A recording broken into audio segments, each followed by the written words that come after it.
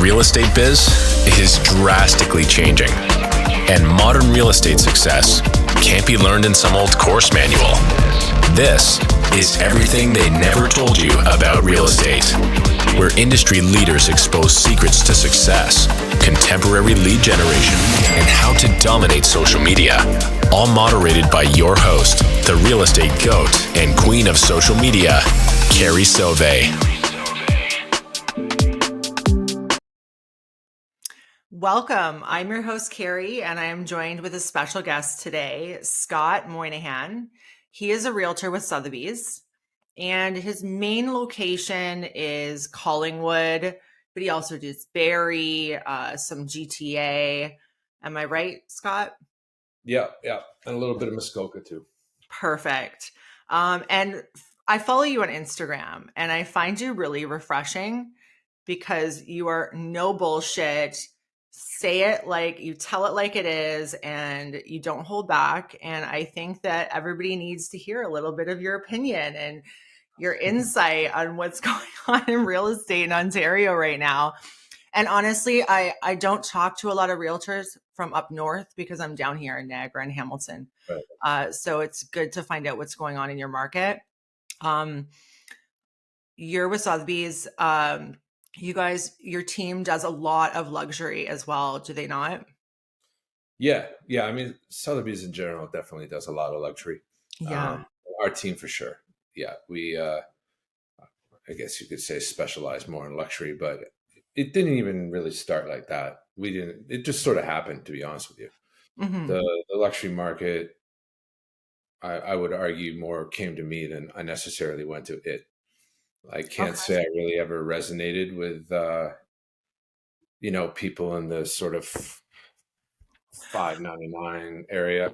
They didn't like me. I didn't really like them. So, yeah, I started off at a different brokerage that didn't specialize in luxury or anything like that. It was a great place. I have no complaints about it. But honestly, one of the biggest things in real estate, if you're going to find any success, is you got to figure out really quick where you fit in. And for whatever reason, it was definitely the luxury where I fit in. And a partner that I work with now, who I have been partners with in various different businesses since 2001, was already at Sotheby's, singing its praises and, telling me sort of how great it was. And I'll be honest with you, I was like, there's no way it could be that great. I was, I kind of felt like she was exaggerating. But anyway, she wanted to start a team there, wanted me to come over. I did. And that was in late 2019. And I've been there since. And I'll be there until I leave real estate. Yeah, I feel like I always told myself if I changed brokerages from Remax, I would go to a luxury brokerage like Sotheby's. Yeah. And then I found out about EXP, and that just all went out the window. But EXP just fits my brand, right? Like I coach, like I'm not just about production. So I need access to people that are doing the multiple revenue stream thing. But Sotheby's is a great brand. Let's get right into it. What would you say is the one thing that nobody ever told you about real estate before you got into our industry?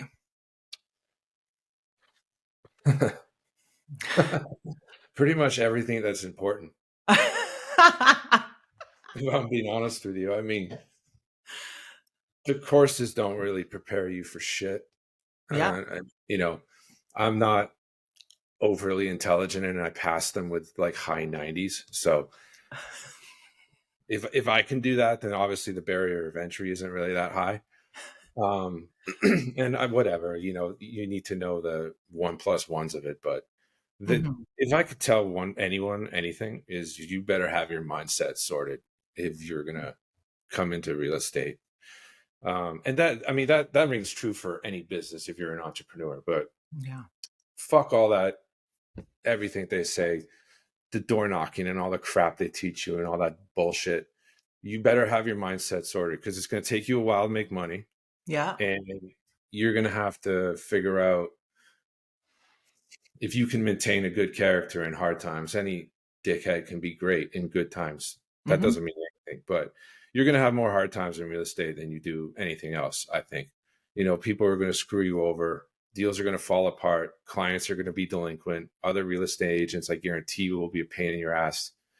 And then you have just, you have life outside of that. Everybody's got big responsibilities outside of that too. So I'm telling you, man, get your mindset sorted and then you can start. But until you do that, you're going to be running around in circles, and you won't be able to deal with the ups and downs and the feast or famine of real estate if you don't have your character and your mind sorted out properly.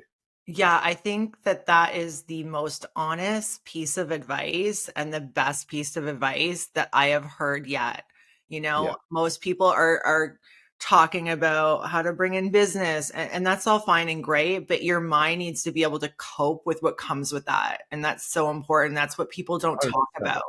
And I mean, in terms of bringing in business, I don't know how to bring in business. Our entire thing is referral, to be honest with you. Yeah. Our whole team is based on referral. I don't know if farming neighborhoods works. I don't know if doing open houses works. I'm sure it works for a lot of people, but the question you got to ask yourself is, if it doesn't work for me, which it didn't for me, then what are you going to do? Yeah. You got to figure that out. And building a referral business is difficult, right? Because you need clients to do that. Yeah. Yeah. But Absolutely. like I said, I mean, in terms of like building up business and getting leads and all that shit, I wouldn't even know where to start on telling someone how to do that. Basically, because our whole thing is based on referral.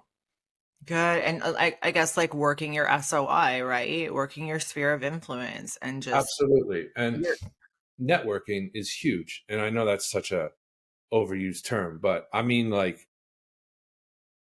I don't necessarily mean, going to like real estate events and shit like that. I mean, go places where you think your clients are going to be. You want to trade in luxury, eat at nice restaurants in Toronto, get to know the owners, keep going back there, get to know the wait staff, get to know everybody. Mm-hmm. It works. I'm telling you right now. I was out at Sash, which is a restaurant in Summerhill, a few weeks ago, and the guy Sash who owns it is now a good friend of mine. Mm-hmm. And we were talking real estate in the restaurant at the time, and someone from a table overheard us. We made a connection. We exchanged cards. He lives in Summerhill. Homes in Summerhill are selling anywhere from $5 to $12 million. Do things like that. Keep doing them. It works. I'm living proof that it works. It might take you a while, but if that's where you want to be, then that's what you're going to have to do.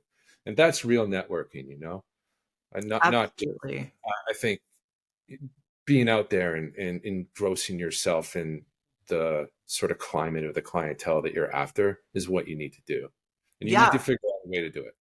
Yeah. And that's how I started my career. And they say that it takes you years to build your career.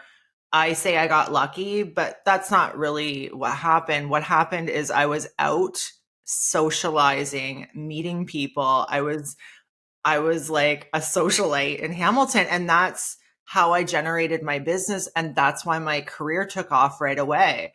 I talk about, you didn't get lucky. yeah. You worked hard. I've been following you on Instagram for a couple of years now. I see you work. You have a podcast. You crush. There's no luck. Yeah. And I preach social media, but the core of your business needs to be social, talking to people, being in front of them and meeting them. And then your social media is just like the icing on the cake, right? It just expands that. So yeah, I definitely hear what you're saying. I didn't do door knocking. I think I went door knocking twice in my entire career. You know that? And it's not because I didn't like it. Like, I'm a girl. I go knock on a really nice neighborhood, pick a really nice neighborhood, upscale. I knock on the doors. People are inviting me in and showing me their tomato gardens and shit, I had a lot of luck. I had a really fun time doing it, and I was received well. I didn't get any doors slammed in my face. I didn't do it because I didn't need to do it. And that's because I was working my SOI properly and constantly out meeting new people, right? I never did farming. People are asking me that I coach. They're like, how do I farm? And I'm like, I don't know. Who cares? I'm like, I have no fucking idea. I'm not saying don't go try that. It might work for you. It didn't work for me. And I did a lot of it because I was kind of like, well, I guess this is what you do. Yeah. So And until I figured it out, that Yeah. was what I was doing, and it was a waste of my time. But it's not going to be a waste of everyone's time, because I do know people that have built good careers. So even right, like specifically in Barrie, through Mhm. door knocking and farming neighborhoods and doing all that traditional stuff. But it's not going to work for everyone. Yeah, absolutely. And there's so many ways of prospecting and building your business. And that's why, as you said earlier, going into this with the right mindset and knowing who the hell you are is Hmm, so important, very. because you need to know that to figure out what you're going to use and what's going to be good to build your business, right? What's going to align with your personality.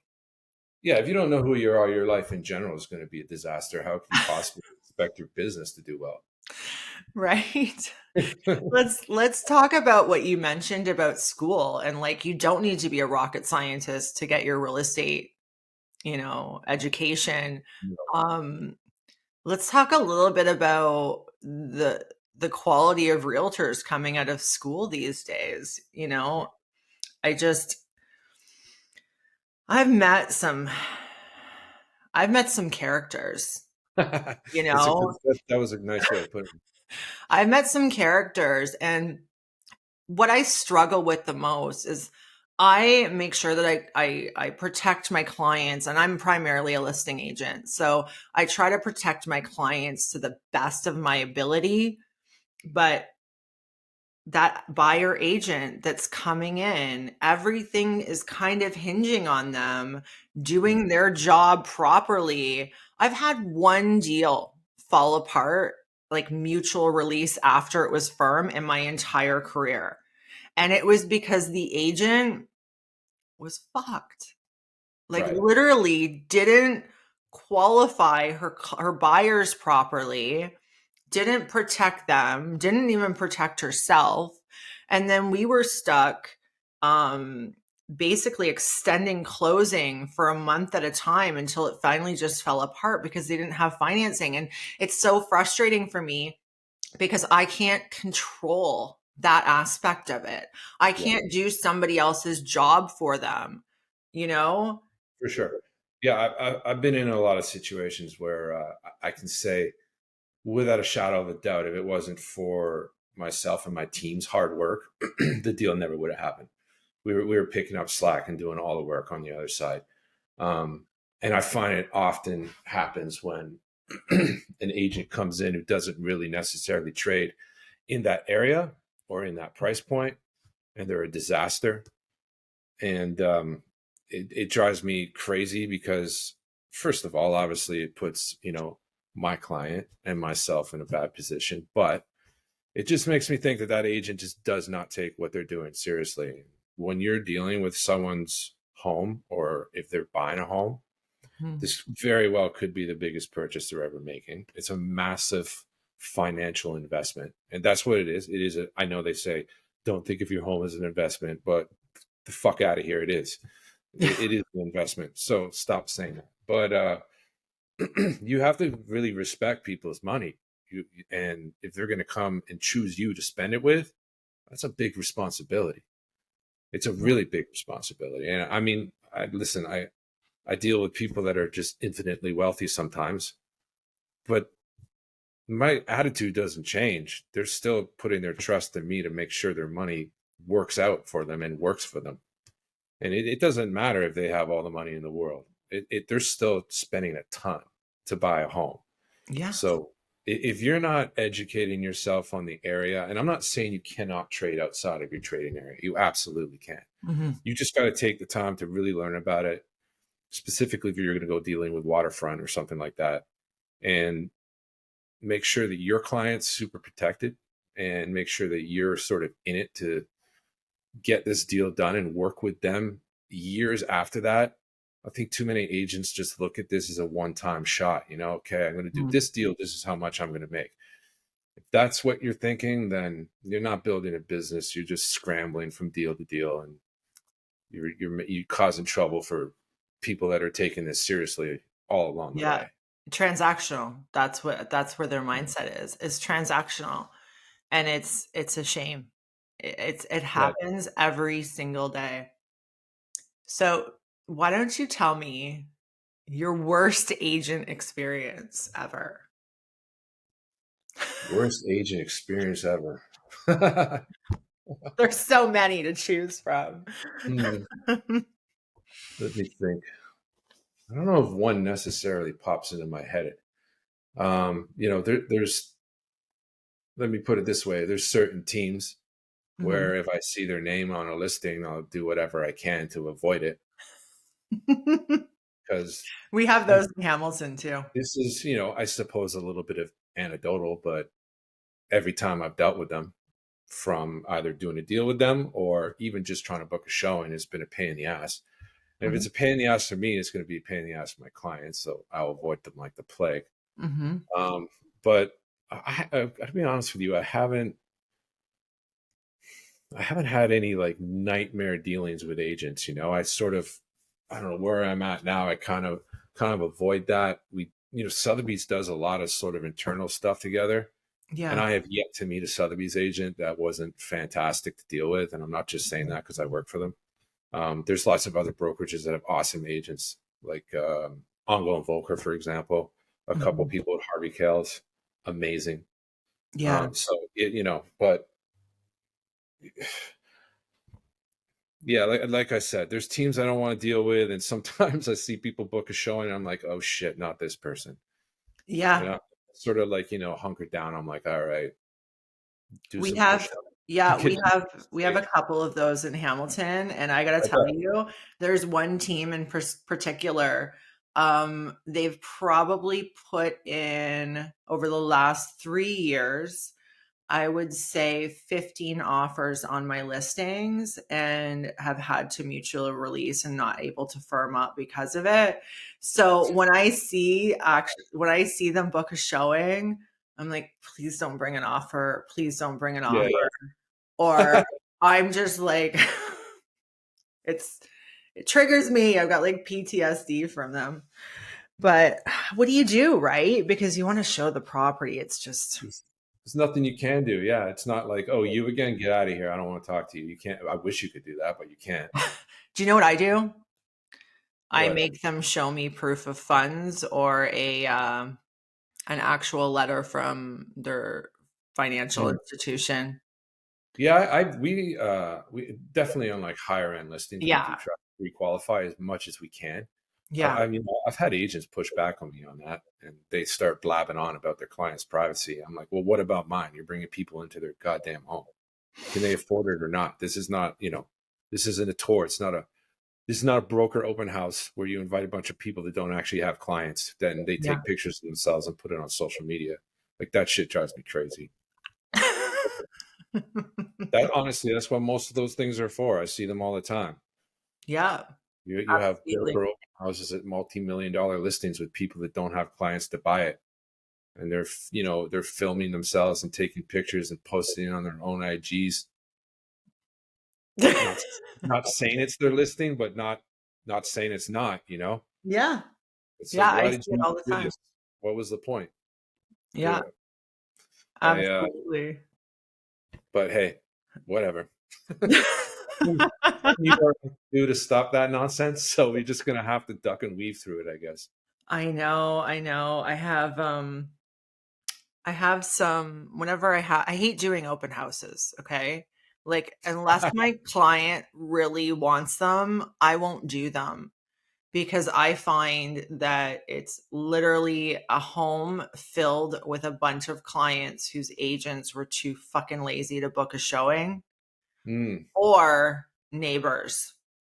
And yeah, every open house, I have at least one person that walks in and I require everybody to sign in. right, for And they sure. say no. And I say to them, that wasn't a fucking request. Like this is mandatory. I don't prospect anymore in my business like people Mhm. some agents do. Nobody's going to call you. You're walking into somebody's home and for safety reasons, I need to know your information, Absolutely. you know? Even perhaps for your own safety reasons. Yeah, I mean, you're a woman at an open house. Maybe you're there alone with, whoever.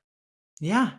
that's something to think about. I don't know how many people do think about that, but Absolutely. And then they say to me, "Oh, well, I could call my agent. I could call an agent and have them show me the property."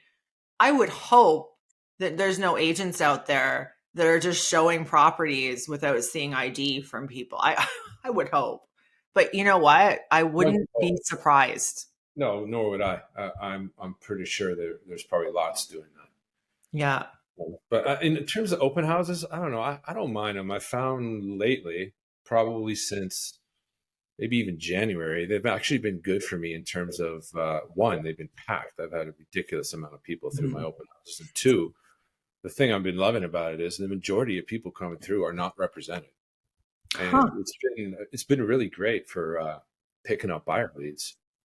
So Good. yeah, I mean that side of it's been good, and I'm not sure why so many people are coming through unrepresented, but they are. And How do you feel about, because the last open house I did, I told you the majority were represented buyers whose agents weren't there.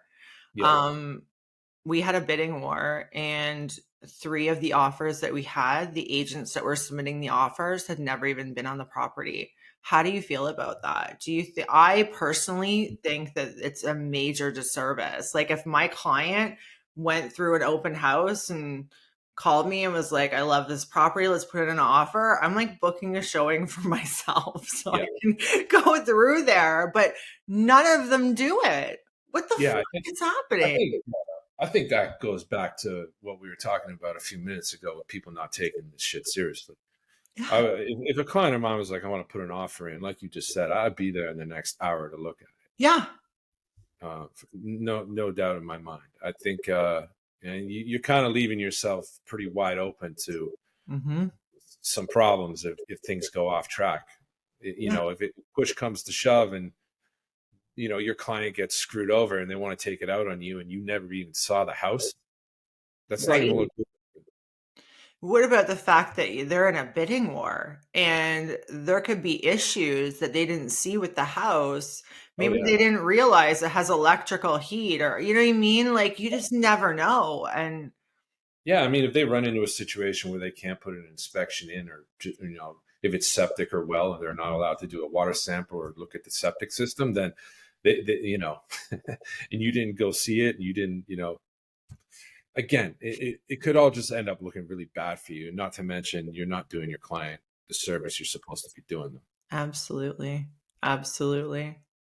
Um Now, your main area is Collingwood, right? It is. So Yeah. I'm not really familiar with the market up there. Tell me what's happening in terms of like, are you guys back into a seller's market or are you still, and you're I luxury too. So Yeah, tell me a little bit of, okay, so tell me about the luxury Collingwood market right now. luxury Collingwood market. So, I mean, it basically is based all around skiing, golfing, and anything to do with water. Hmm. So, there's various pockets throughout Collingwood and the surrounding area, like Thornbury, even as far up as Meaford, um, that, house sort of that luxury market. It does seem to, or it does, uh, it is centralized around a lot of the private ski clubs. There's Georgian Peaks, Alpine, Craigleith, and Osler. They're private ski clubs up there. They've been there for years. Then there's a lot of private golf clubs up there. Georgian Bay Club being one of the main ones. And then you have right in front of all those private ski clubs, you have the whole waterfront, right? So it's almost like the greatest sort of tailor-made luxury market just waiting to happen. And it had been that way for years. And it really kicked off, to be honest with you, back in, when was it? It was the late 90s when Interwest bought Blue Mountain. Okay. And that kind of like, that really put Collingwood on the map. Mhm. That's when we saw like, prices started going up. People were investing in there. It was attracting tourism from all over the world. Mhm. Who the hell wants to go ride Blue Mountain instead of Whistler? I don't know, but people seem to do that. And then sort of over the years, it just, it kept growing and growing and growing. There's always been tons of money from the Toronto area Mhm. that has been going up there, hell, since like the 60s and the 70s. Yeah. So as I said, based around like the clubs, the golf, and the water, we have all these sort of different pockets of luxury real estate. And I mean, it was insane during the pandemic. Like Mm. we were pulling clients out of Muskoka, moving to Collingwood, because these people were spending far more time with their cottages in Muskoka to realize that there's really not that many amenities up there if you're trying to make that a Mm. year-round thing. And honestly, there's not a whole hell of a lot to do. I love Muskoka, don't get me wrong, but Yeah. after a week, I'm bored to tears there. I got to get out of there. Yeah. Where Collingwood, you have all the skiing. In the summer, it's even busier. You have golf, you have mountain biking, you have the boating. There's tons of restaurants.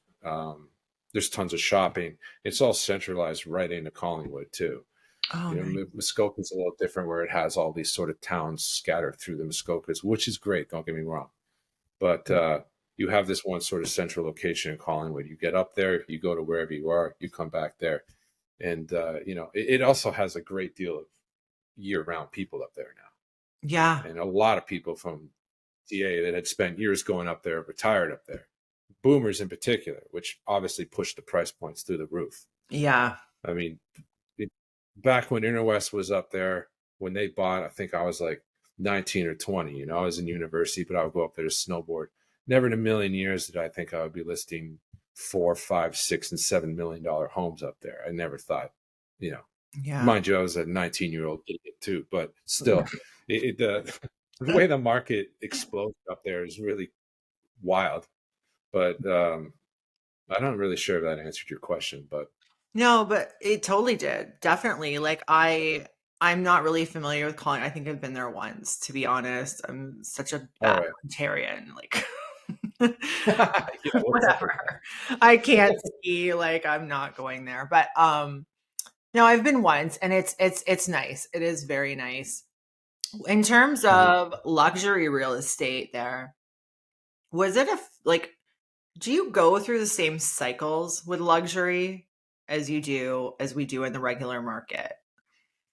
Did you see like how we did in Southern Ontario and the GTA where things kind of went through a standstill last year and prices dropped? Or is luxury just like a different monster in itself? no, I would say it's susceptible to all the same, ills that can affect any price point in the real estate market. Like last year, it was shit. Yeah. To be perfectly honest with you, it was a grind. It was not a good year. Um, Prices, yeah, they definitely came down. But so what? The prices during the pandemic were so fucking ridiculous. I Like I know. don't, I don't even. I'm trying to like erase that entire thing from my memory because it was such nonsense. It was a fake economy. Everything about it was fake. The government was pumping money into it. Real estate prices were ridiculous. Stock prices were just ridiculous. Like none of it made any sense. Anybody that was under the impression that there wasn't going to be a correction is a dimwit. It had to happen. Like it was so. How the correction personally, I don't think has been as bad as it could have been, Yeah. and I would probably say that that's because of serious lack of inventory, which we still suffer from up in Yeah. Collingwood in the luxury market, no doubt. There's definitely been some more stuff coming online, and buyers are definitely have pent up sort of I want to buy something now. However, they're not acting like they did during the pandemic, and nor should they. They're extremely discerning now. Yeah. And price is the number one thing. If you're priced well, like we had, what would it be now? Yeah, 3 of our last listings went into multiple offers. But we also have listings that aren't as aggressively priced that have been sitting there forever and will continue to do so until we get the price right. Yeah. So I would definitely say that's the number one catalyst in the luxury market for sure is price. These people that are buying, they're intelligent people. They didn't make all that money overpaying for things. I can Right. guarantee you that. And then people that aren't in the luxury market, I'm not taking anything away from them. They're just as intelligent. They work hard for their money, and nobody wants to be as a buyer back in the situation that they were in during the pandemic, where you're paying like 25% over list, no inspection, God only knows what the hell's going on, and you're bidding against 25 people.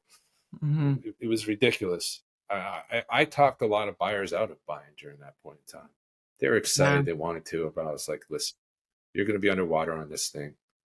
Like, it's going to take you a while to come out of this. Like, if you're thinking of holding on to it for the next 10 years, you know, who knows if you'll even see that price again in the next Yeah. 5 years. I don't know. Yeah. So yeah, definitely 100% luxury can fall to the same problems that everyone else can. Mm-hmm. Even lending rates. I think it's a common misconception that people of a high net worth don't take out mortgages. A lot of them do, just because the truth is, let's say you want to buy a $7 million home, they may think to themselves, well, I don't want to pay cash for that because I could put it over here and it could make more money over a shorter period of time. Exactly. So I'm just going to take a mortgage. And why not? That makes sense. People with that kind of cash to spend, they have a lot of avenues to invest that money in. And some of them are going to make way more money than real estate. Real Yeah. estate's great. It makes money, but it's definitely a long play. And Yeah. despite what happened during the pandemic, it doesn't increase by 50% a year. I know, right? Have you seen things pick up in your area and say in Barrie as well?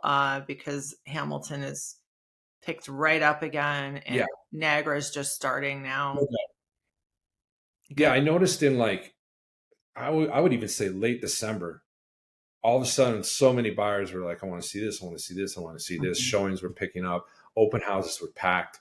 And then that took a little bit of time before that started translating into actual transactions. Mhm. But I'd say for the last month and a half, transactions have 100% picked up. And it's good. It's great to see. And I'm glad that these are intelligent buyers too that we're dealing with now. They're not reckless. So it's making it very interesting. Yeah. Yeah, absolutely. Okay, so tell me, didn't you have a $7 million listing that burned down? Tell me about this. Tell me this story. This is an interesting story. What happened? So it was the Applet Group, which is a team I'm on. Julia Applet is the team leader and the person that I've been working with since '01. There was a development going on the waterfront up in the Collingwood area. Consisted of 5 different lots, and they're building these. I mean, the one home, the first one they built, all on the water, 250 feet of waterfront. It was about 11,000 square feet. Honestly, it was one of the most gorgeous homes I have ever set foot in. Mhm. It was an absolute engineering marvel. Had their footings were going 95 feet into the bedrock. It was cantilevered out over the water, just unprecedented. Nothing like that had ever been built up in Collingwood. So yeah, anyway, we got that and we marketed the shit out of it and ended up double ending it on a Thursday. It went firm on a Thursday. And Monday morning, my partner Julia calls me. She goes, "You're never going to believe what happened." And I was like, "What?" She's like, "The Artisan," which was the name of the project, burned to the ground. And I was like, "You're fucking." She's like, "No, it's gone." And then all of a sudden, I started getting texts from people. They're like, "Dude, what happened to that house?" Someone sent me a picture of it, completely engulfed in flames, and I was like, "Holy shit, it burnt down." What happened? I'm not really sure. I think it was some sort of electrical thing. I have no idea what started or caused the fire, but Mhm. I mean, whatever. Where do What you can you go do? from there? Where do you go from there? Because whether it's a fire or, a natural disaster of some kind and your firm, what happens next? So the first thing you need to understand is that you're not going to get paid because as the real estate agent, you're the last person everyone gives a shit about. So that's good. That's what I don't know because we double ended it. That's $350,000 of commission that goes out the window. But this goes back to me talking to you earlier Mhm. about you better have your set straight. I'll back up a minute. Okay, first of all, when Julia told me, my first reaction was, I don't really give a fuck. Who cares? And my reasoning was like, no matter how mad or distraught I get over this, that house is not going to reappear because I'm really angry and my feelings are hurt. Yeah. So it's a waste of energy. This was in, I want to say February 21. I think that's when that thing burnt down. In December of 2020, I was going to a car dealership and I walked underneath a bay door, and these doors are like 1,000 pounds. And the sensor on it malfunctioned and came down and landed on top of my head. And anyway, I ended up getting rushed to the hospital, had like the worst concussion. I have a traumatic brain injury from it. Somehow I wasn't paralyzed or killed. I have no idea how that happened. And then 2 weeks after that, I found out my old man was diagnosed with terminal cancer. And then I get this phone call that the house burnt down. So why the fuck would I give a shit? Honestly, that house put us into like a whole other realm. That upped our game. It brought us to a whole new level of listings. We pulled so many amazing clients out of that place. And I said to my partner, I'm like, well, whatever, that's gone. We should just go sell one of these clients a $7 million home somewhere else. And almost a month to the day, we did exactly that in Muskoka. So did it suck that it burnt down? Yeah. It's, whatever. And it sucks that you didn't get that money, but you didn't have that money to begin with. So just figure out a way to do it again. And honestly, it's money. Who fucking cares? Of all the things you can lose, it's the easiest to get back and it has the least consequence. And people may have just heard that and think I'm crazy, but no, I love that. I love that. You could die. You could break your neck. One of your kids could fucking pass away. Like, give yourself some perspective. Don't get too caught up in being butthurt about shit or think you're owed anything. So what? Your listing burnt down. Fucking move on. Yeah. Honestly, that's like the whole mindset thing I was talking about. And 21 was a crazy year, but the funny thing is, like, all that shit going on, trying to recover from that concussion and watching my old man pass away, it still was the best year I've ever had in real estate, earning wise. It was the best year I ever had. So mindset. Honestly, you're mindset. Yeah. That's all there is to it. And whatever you got to do to get there, do it. Hire a coach, listen to whoever, whoever inspires you to not sit around and feel sorry for yourself, because it's going to get you nowhere. So that listing was it. And it was a shame too. Like, looking back on it, I would have loved to have seen that home like fully finished. And the client that we dealt with, he was awesome. He everything worked out for him though. Good. We found him another really beautiful property. Actually, funnily enough, that wasn't waterfront, but it overlooked the entire bay.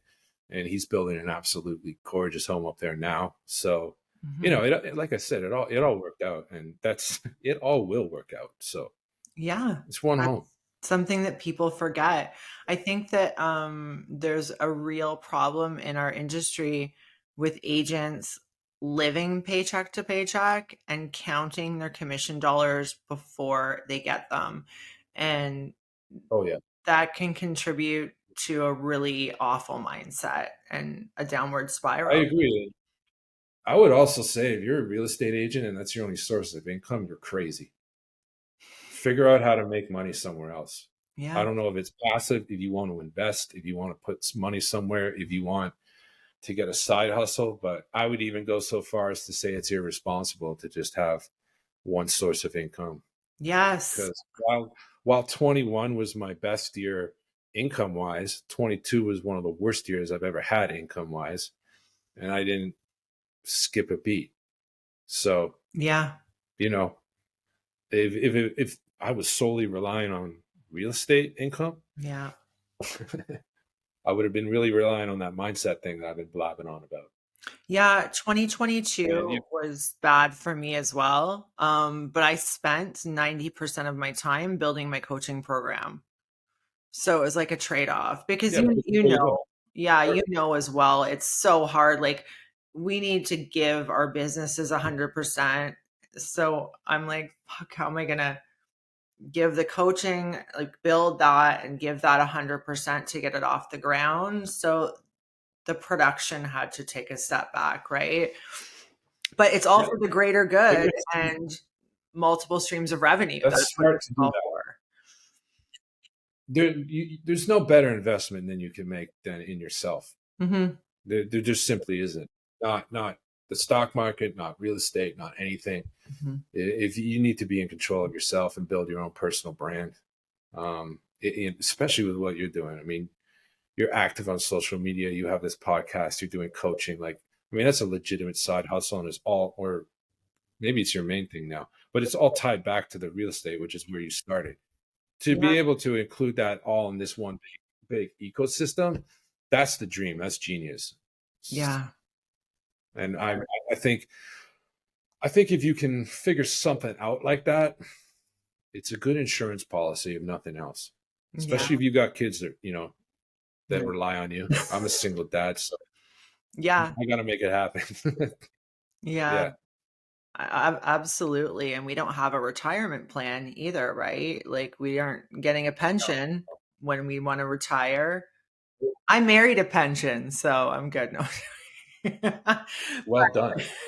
But yeah. No, that's why I have investment properties, right? Right out there right now. Here we go. Scott's looking for somebody with a pension. And anyone that's got a really good pension.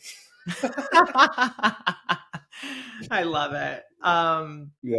Okay, so let's talk about Trezza. I just want to get your personal opinion as a realtor on the changes that Trezza, which is going to take over Reba, is going to have, because everybody's got a different opinion. I have my own. We are going to be giving our sellers the option of having open bids and closed bids, which is what we're doing now. How do you feel about this change, and how are you going to be advising your clients?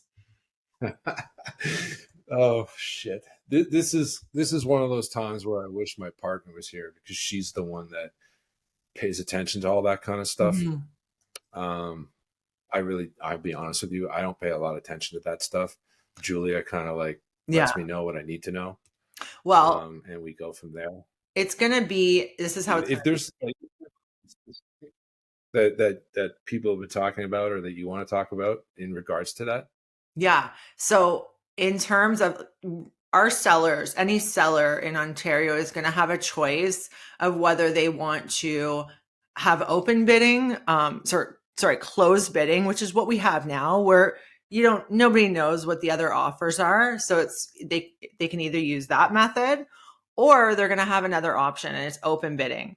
And what that's going to look like is, you're going to be able, the seller chooses which information you're going to be able to disclose, all, some, conditions only, price only. But that's going to be an option for sellers soon. It's not in place yet. So essentially, you're going to know, the buyers are going to know what the other offers are going to be if they choose that route. The seller chooses that route. But, I feel like I know how I'm going to advise my clients. I'm going to advise them that the closed bidding is probably the best way to go for them to get the most amount of money. I do see that the open bidding may start like a bidding frenzy, and a lot of people get really emotional and competitive during bids, like when they're in an auction. So that could drive up the price. Yep. But when we look at some of the bidding wars that result in the highest offer being sometimes $100,000 away from the second highest, it's really in the best interest of the seller, I think, to keep it closed. What do you think? Yeah. No, I agree with you. I closed for sure. And I'm sure there's an argument otherwise, and I would actually love to hear it. Like, I would love to sit down and talk with someone who's like, no, it's got to be open. It's got to be open. I think that would be a really cool dialogue to have, because I have no doubt I'm probably missing something, because, in any situations, you're probably missing something. But if I was going to advise my buyer or my seller, yeah, absolutely closed. I think as soon as it becomes open and everyone knows what's going on, it sort of takes away their power. And they're the one, they're the one listing, they're the one selling their home. They're the one that should have the most control over it all, I think. I like that. I never thought about it that way. Power. That's what they have right now. Now, yeah, for sure. And I don't think you can go and take it all away. And, if you don't want to be in multiple offers as a buyer, then don't be in multiple offers as a buyer. yeah, But the because that's seller the other doesn't part of necessarily it. Yeah, that's the other part of it Yeah, the seller too. doesn't have. What if they don't want to Yeah, just close? the seller can't be like, okay, I don't want to be in multiples. What happens if you're in multiples? But the buyer can choose to not be.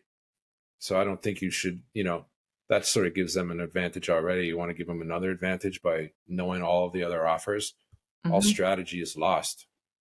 And what about those buyers that So want to remain yeah. private and keep their privacy intact, right? Like, I don't know if I would want a bunch of people knowing what I'm bidding on a house, what conditions I'm putting in. Like, that's personal information, right? So it's going to be Yeah, interesting to I see agree with how you. that works out. If Tim Hudak is listening to this, I'm waiting for you to freaking schedule a time in to come on this podcast so that we can talk about all these new rules you're implementing. Yeah, I mean, he would be a great guy to talk to Yeah, about, sort of the other side of it. I Might saw be a him at little a bit biased. conference and he agreed to do my podcast, but like he's probably like the hardest person to get a hold of. So Yeah, I would imagine so. He's probably a bit busy. yeah. Oh my goodness. Absolutely. Okay. So we're going to end this podcast with your favorite places in Collingwood. So this information is great for realtors. This information is great for potential buyers, people who just moved there, people thinking of moving there. Like, let's sell Collingwood. Tell me like your favorite restaurant. Favorite restaurant in Collingwood is the Tremont. It's just off the main street, right in Collingwood. The guys that own it are top-notch dudes. I just love supporting them. And that right there goes back to what we were talking about earlier. If you want to go somewhere and you want to meet people and you want to be in any kind of market, that restaurant's amazing for that. Their food's good. Their wine list is spectacular. So the Tremont Collingwood, definitely. Mm-hmm. In terms of private ski clubs, Georgian Peaks forever. I've been a member since '88 with my family. I love that club. It's the best one up there. I don't care what anyone else has to say. We're the best. And golf courses, I don't play golf. It's not for me. But Georgian Bay Club is gorgeous. Beautiful club, amazing course. Not that I really know, but it looks nice.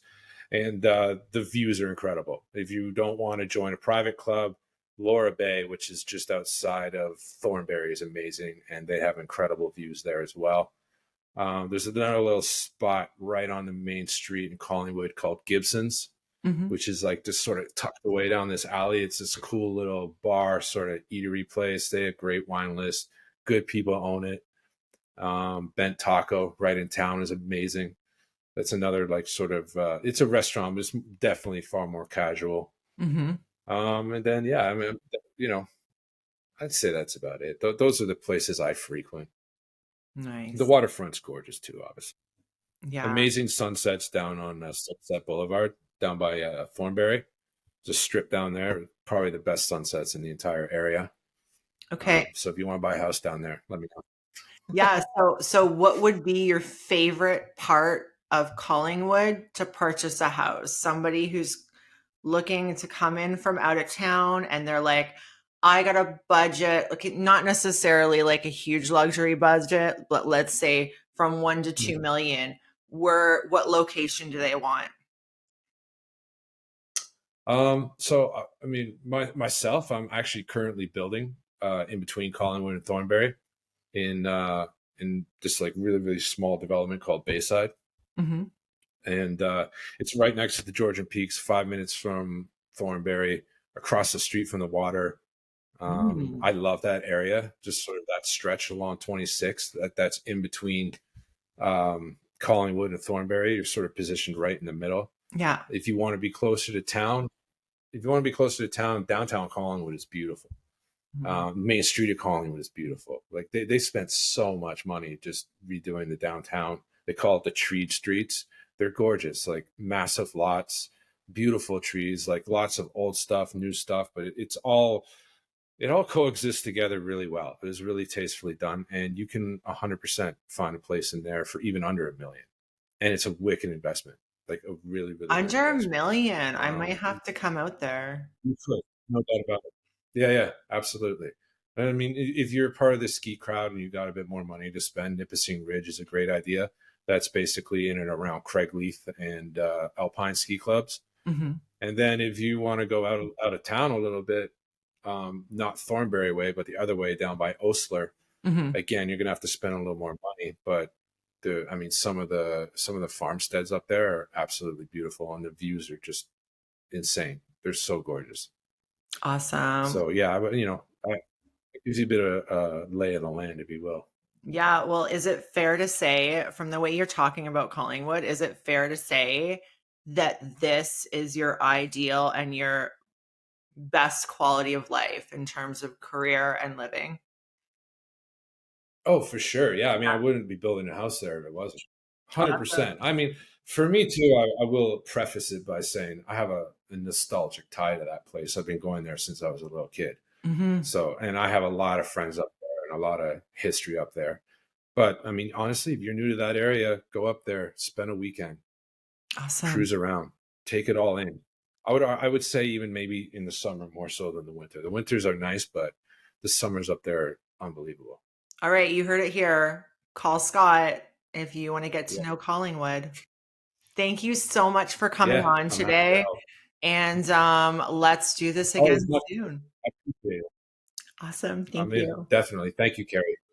Bye. Thanks for listening to Everything They Never Told You About Real Estate. Be sure to subscribe so you never miss an episode. To connect with Carrie or for more information about her coaching program, check out carriesoave.ca or at Carrie Soave and Associates on Instagram and TikTok. Thanks again for tuning in, and we'll see you next time.